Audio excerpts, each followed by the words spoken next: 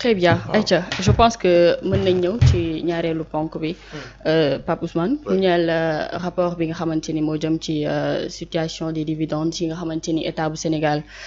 jot na ko jëm ci secteur minier bi ci at bi ñu nekk en 2025. oui Pape Moussa gis nañ ñu tàccu ku mel ni. maître Ngagne Demba Touré 41 milliards de francs CFA ci pàcc boobu ci liggéey bi ñu jot a am mu tàmbalee feeñ mais globalement c'est xoolaat li nga xamante ni moo aju ci suñu code bi. dëppale koog réew mi ci li mu ubbeeku parce que xam nañu ni yàgg naa jur coow contrat yoo xamante ne nee nañu ni ñu ko tëggee moo maye ba tey Sénégal malgré que ñu ngi exploiter pétrole ak gaz mais yeggagul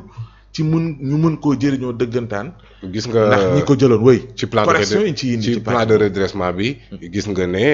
plus de 1235 milliards yoo xamante ne mi ngi jóge ci renégociation wu contrat yi nga xamante ne ñoom lañ hérité de l'ancien régime donc ça veut dire dinañ xam parfois amateurisme wala négligence bi nga xamante ne moom moo nekkoon ci pratique yu anciennes yooyu noonu et que le régime qui hérite de l'actif et du passif mais le passif le minimum que l'on puisse dire c'est que c'est un passif très lourd alors am na loo xamante ne effectivement jar na standing ovation comme ni ko nit ñi defee à l'endroit de mon ami et jeune frère maître Ngagne Demba Touré qui vraiment mi ngi def preuve de patriotisme et de professionnalisme vraiment salutaire ñu ngi koy féliciter bu baax a baax a baax et à travers lui tous les jeunes yi nga xamante ne ñi ngi occuper des positions de direction ñoom Jean-Michel voilà Fadilou et cetera j'ai suivi hier Elimane Pouy de Sogepa donc yooyu noonu vraiment ay initiatives yu ñu mën a encourager la te jàpp naa ne l'effort peut aller au-delà parce que wax nga léegi waxu dispositif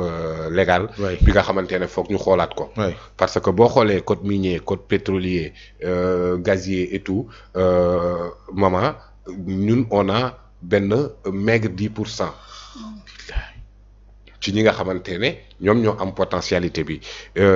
d'une part mënoon nañ ko comprendre par exemple ci code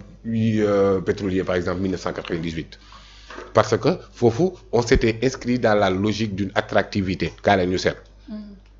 xamaguñ ndax am nañ xamuñu amaguñ donc législation yi voilà exactement législation yi dañ ko doon tëgg sur une orientation attractive permettre ni ñuy faciliter les exonérations yi fi nekkoon des traitements de faveur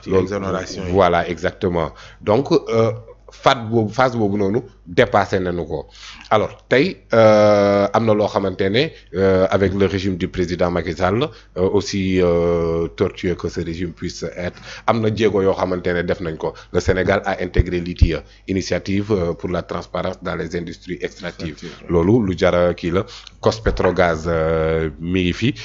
mais aussi il y a d'autres mécanismes yoo xamante ne day permettre à Sénégal au-delà de ces 10% yooyu mu am ko notamment sur le plan fiscal.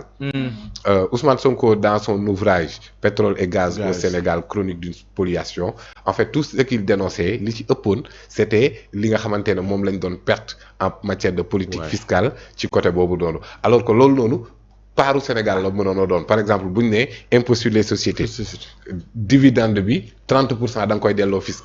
kon donc da ngay comprendre ne ci plus de 10% yi nga xamante ne Sénégal da koy am bu ñu respecté woon loolu noonu. dañuy am duñ daan sax ci conseil d'administration bi sax duñ daan gis état. exactement je pense que prouesse yooyu la nga dem ba Touré réussir te loolu. ba fu ci nekk ñuy fexe ba paaru Sénégal di dugg. mais parce que état boo ko gisul ci conseil d'administration bi les gens font ce qu'ils veulent. L'État du Sénégal a été mal représenté ci. mais est-ce que en réalité sax. oui dessous de carte la. c'est comme les comme exonération fiscale yooyu rek exonération ngay dégg ci kaw. mais ki nga xamante ne la mu bañ ci kaw daf koy recevoir ci suuf rek loolu la on rejette. mais kon foofu bu ñu wéyalee enquête yi di ko xóotal est-ce que duñ dem ba xam en réalité kon loolu noonu fan la daan dugg. mais Pape Ousmane avec le rapport certifié par la Cour des comptes. on nous dit que toute l'année 2023 xamuñu lan la état du Sénégal def ci exonération fiscale loolu kan moo ko mën a gëm c'est parce que li nga xamante ne moom la ñu war a jox état ci fisc mais dafay am ñoo xamante ni dañ koy détourner dugal ko seen i poche parce que man loolu sur cette question maa ngi dégg ñu bëri di kaas woy plan de redressement fiscal la woon Ousmane Sonko fisc fisc boobu noonu man je suis un produit du fisc comme on disait du temps de Jules Ferry et de Gambetta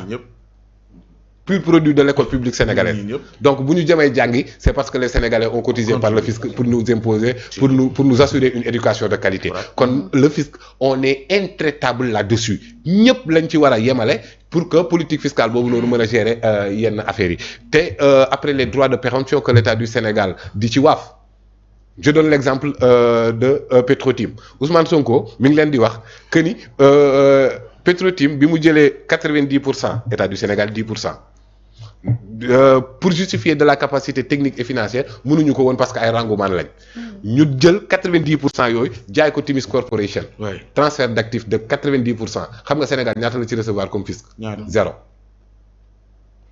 alors que bi yeneen transfert d'actifs yi di am de Timis Corporation à BP de Timis Corporation à Cosmos 30% yi on a reçu plus d'une cinquantaine de milliards kon 90% yi lan nga waroon a recevoir Ousmane Sonko a appliqué une règle de 3. zéro la ñu amoon sax. règle de 3 la Ousmane Sonko appliqué pour xam lan lañ waroon a am ci 90% yi te amuñu ko kon donc effectivement da ngay xam ne day dugg ci ay poosu jàmbur comme ni charge locative HCCT bi doon duggee ci poosu jàmbur léegi man ak yow bu ñu bokkee entreprise man ak yow ak maman ñu bokk benn entreprise Abbas ne day jënd Aliou ne day jënd ñun ñu ngi ak suñuy actif man ma jékki-jékki ne damay jaay samay action mënu ma ñëw rek ne Aliou kaay ma jaay la mënu ma ñëw rek ne Abbas kaay ma jaay la yéen ñaar ñi ma bokkal action yi laay njëkk a proposé loolu mooy droit de péremption droit de péremption boobu noonu yow foog nga ne bëggoo maman ne bëggul pour ma mën a jaay keneen ku extérieur à l'entreprise donc Sénégal bu amee 10% Timis Corporation am 90% Timis buy jéem a jaay BP wala muy jaay Cosmos état du Sénégal la war a njëkk a proposé état du Sénégal foog mu waaf pour ñee mën a jënd waaf boobu noonu koppar la maanaam le fait que ñu bañ a exercer le droit de péremption mais dafay am ay dessous de carte. mais li ci xewoon yëpp comment ça se fait que tey ñu toll fii ñuy wax reddition des comptes et que dossier yooyu dafa mel ni dañ ko fàtte. aujourd'hui man du ma ko on n'en parle même plus. du ma ko tey maa ngi dégg ku mel ni Pape Malick Ndour di wax ni oui yéen a ngi wax plan de redressement boo xamante ni c'est chiffré à nangam milliards mais yéen a fi waxoon bi ngeen nekk